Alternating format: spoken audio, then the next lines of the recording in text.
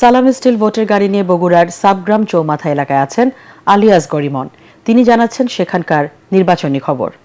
সালাম স্টিল ভোটের গাড়ি নিয়ে আমি এখন আছি সাবগ্রাম চৌমাথা বগুড়া ৬।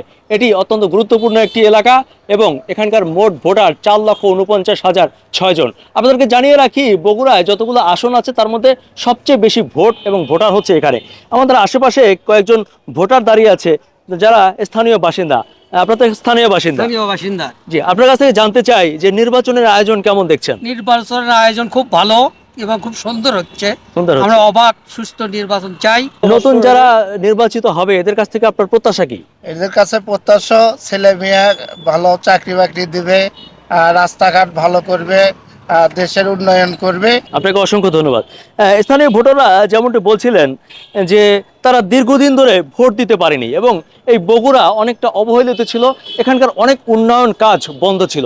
তারা আবার নতুন করে স্বপ্ন দেখছে এখানে একটি সুষ্ঠু নির্বাচন হলে নতুন যে প্রতিনিধিরা আসবে তারা সেই বন্ধ হওয়া কাজগুলো আবার চালু করবে এবং এই বগুড়াবাসীর উন্নয়ন করবে। সালাম স্টিল ভোটের গাড়ি নিয়ে আমি আছি বগুড়া ৬ আসনে। যে কোনো সময় পৌঁছে যাব আপনার শহরে। আমাদের সাথে থাকুন।